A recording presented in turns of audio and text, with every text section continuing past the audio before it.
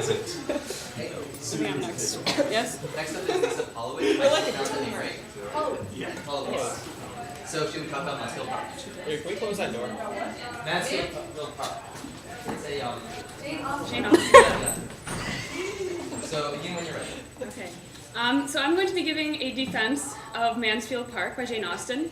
And I don't have time to summarize what happens, so if you like what you hear, you should go read the book. And if you don't like what you hear, then you have bad literary taste.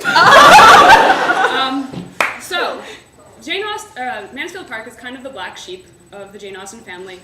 It's much more serious than the others, and the two characteristic things that Jane Austen is known for, namely funny characters and witty, snide remarks about them, are largely absent from the book.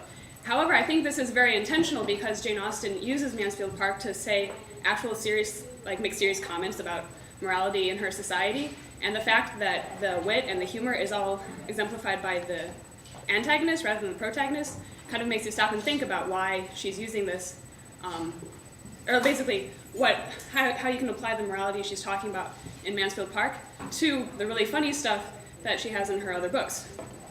An example of this is marriage for convenience. Like in all the other books, oh, haha, they hate each other and they're married. That's so funny. And it really is. There's some really funny characters who hate each other. However, in Mansfield Park, yeah, they hate each other and they're miserable. And that's how it really is. And so I think it's a really interesting way to put the rest of her works into a context.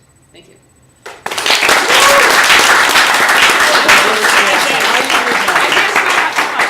Well, I don't think it lasts that long.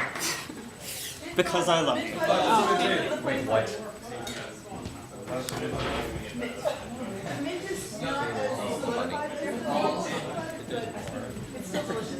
Would you like that?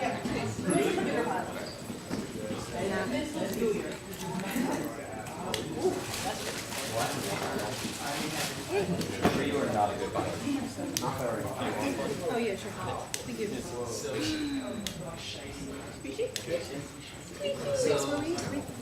Next up is Molly Krishna, and I definitely know seven. Next up is Molly Krishna, who is Mal Gilmore.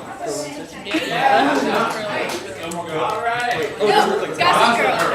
Gossip Girl. There's a very. No, I didn't. I emailed you Gossip Girl. I checked my email. Okay, begin when you're ready. Okay, so I'm turn this around. I'm gonna really awkwardly hold this right here. Okay, so can you see this? Alright, it says Gossip Girl, who's with who, XOXO. Because that's how Gossip Girl goes. So I'm gonna explain to you the basic plot of Gossip Girl that's happened over the last 3 seasons. No, wait, hang on. Crap, wait, pause it. Reality pauses. Okay, it's this very simple diagram. So we're going to start, and it starts with Serena Van. Okay, actually, let me explain my diagram. So the hearts mean that they are or were in relationships with each other. The red lines with the hearts. The gray lines with the question marks means that they are related only by marriage. So it's questionable if they're allowed to date each other. And the gray lines with the X's means that they're definitely related but blood, so definitely should not be getting it on. So right here we're going to start with Serena van der Woodsen. She comes back from boarding school because she's been sent away because she was partying and having sex too much. She comes back and she starts dating Dan Humphrey, who's the good guy. He's just from the wrong side of the tracks. His sister is Little J. She wants to take over from Blair Waldorf, who's the queen of the school. Little J wants to take the throne. Little J is sort of almost romantically involved with Eric van der Woodsen, who's Serena's brother, but he turns out to be gay, so it doesn't work out. Serena's mother is married to Bart Bass, who's the father of Chuck Bass, who is basically the antagonist of the entire show, but not really, because then he starts dating Blair Waldorf, and that's kind of cool. But then Lillian van der Woodsen breaks up with Bart Bass and starts dating Rufus Humphrey, who is Dan Humphrey and Little J's father. So it doesn't really make any sense. Dan Humphrey has this lady friend named Vanessa Humphrey, and they have a threesome with Hilary Duff. End of story.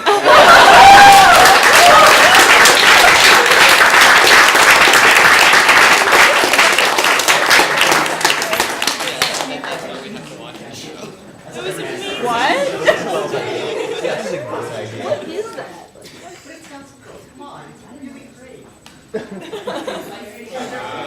Next up is me, apparently. Yeah. Next up is me. I'll be talking about cosmic rays. I'll begin when I'm ready. Okay.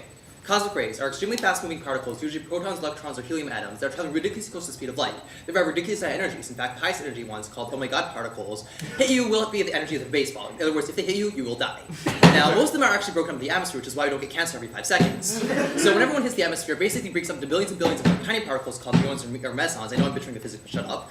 Which then scatter around the ground. This is actually how we detect them, because we have huge water tanks in the ground that, when one of them hits it, creates a bubble chamber, and therefore we can see that, oh hey, there's a shower. Now, those energy ones, in this square meter, about 1,000 hit every single second, so we can obviously detect a huge amount of them. But the highest energy ones hit that same area about once every 100 million years. So in order to detect these, you have to have massive detectors. For example, the Auger Observatory in South America uses 3,000 water wells over a span of about the size of Rhode Island, and they're building a second one the size of Utah. Now, why are we interested in these? We're interested in these for two reasons. The low-energy cosmic rays produced by suns and stars and stuff generally create carbon-14 in the atmosphere. In fact, this is necessary for radiocarbon dating, and this is how we get all of the carbon-14 required for radiocarbon dating. On the other hand, the highest energy cosmic rays, which are again called oh my god particles, we have no freaking idea what causes them. For all we know, it could be active galactic clusters or the breaking down of physics in large spaces of the galaxy. So therefore, we want to study them to figure out what exactly causes them, and therefore fix a huge gaping hole in our science. That's about it. Thank you.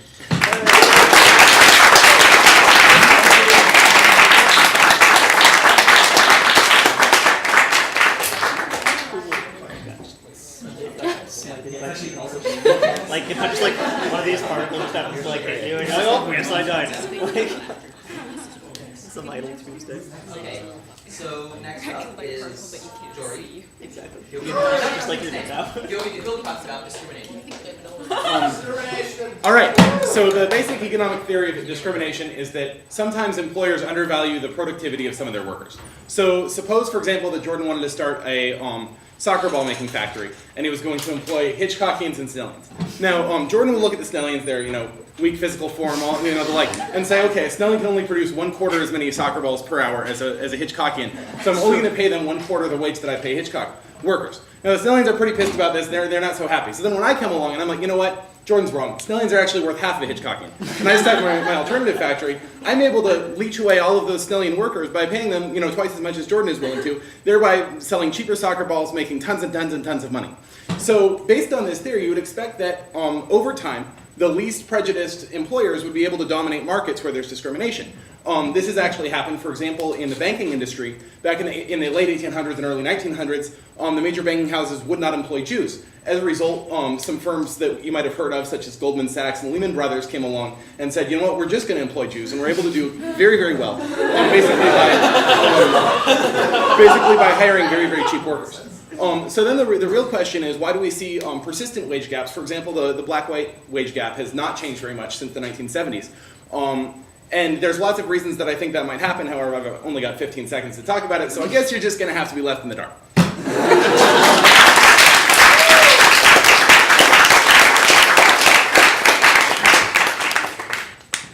Next up is Sarah Gordon.